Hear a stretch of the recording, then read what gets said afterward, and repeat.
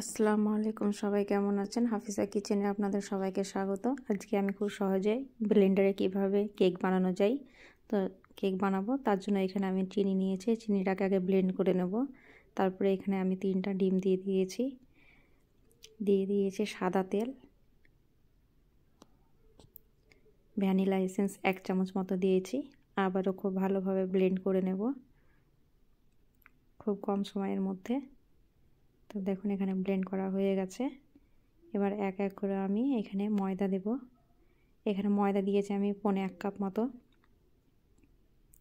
তারপরে এখানে দিয়ে দেবো আমি বেকিং পাউডার, তারপরে দিয়ে দেবো আমি বেকিং সোডা,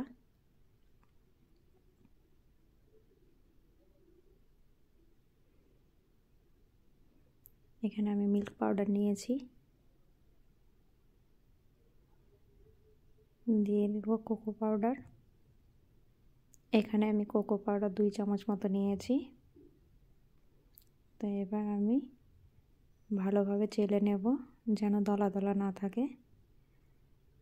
তো দেখুন এখানে চালা হয়ে গেছে। আবার আমি ব্লেন্ড করে নেব।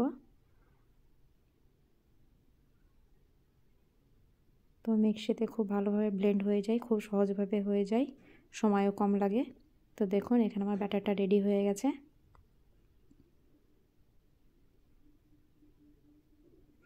খুব ঘনও নয়, খুব পাতলাও নয়। তো এখানে আমি একটা বেকিং ট্রে নিয়েছি, এর মধ্যে আমি পেপার দিয়ে অয়েল ব্রাশ করে নিয়েছি। এবার আমি এর মধ্যে ব্যাটারটা ঢেলে দেব। আপনাদের যদি ভিডিওটা ভালো লাগে তো অবশ্যই লাইক কমেন্ট শেয়ার করবেন, আর সাবস্ক্রাইব তো অতি অবশ্যই করবেন। আমরা নতুনরা, আপনারা অবশ্যই পাশে থাকবেন। তো দেখুন ট্রে রেডি হয়ে গেছে। এবার আমি ব্যাটারটা ঢেলে দেব।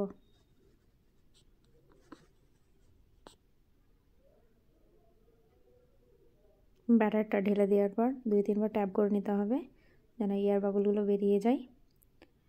তো আমি একটা কড়াই নিয়েছি, কড়াইয়ের মধ্যে আমি এখানে লবণ দিয়েছি, প্রিহিট করে নিয়েছি 10 মিনিট। এরপর আমি কেক মোল্ড বসিয়ে দেব। তো দেখুন আমার sponge cake ready, choco sponge cake ready. খুব ভালোভাবে বেক হয়েছে, কতটা ফুলেছে, ফুলে একদম ডবল হয়ে গেছে। তো দেখুন কত সুন্দরভাবে ফুলেছে।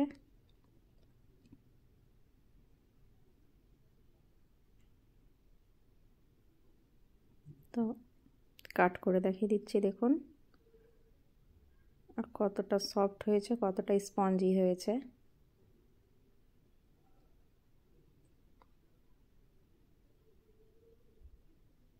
তো আপনাদের যদি ভিডিওটা ভালো লাগে, আমি আবারও বলছি, লাইক কমেন্ট শেয়ার করবেন, সাবস্ক্রাইব তো অতি অবশ্যই করবেন। আপনারা ভালো থাকবেন, সুস্থ থাকবেন। আল্লাহ হাফিজ। আমি উপর থেকে চকলেট সিরাপ দিয়েছি, কারণ চকো সিরাপ বাচ্চারা খুব ভালোবাসে, তার জন্য চকো সিরাপ দিয়েছি। তো দেখুন আসলে কেকটা কত সুন্দর লাগছে দেখতে। আপনারাও এভাবে বাচ্চাকে বানিয়ে দিবেন। আল্লাহ হাফিজ।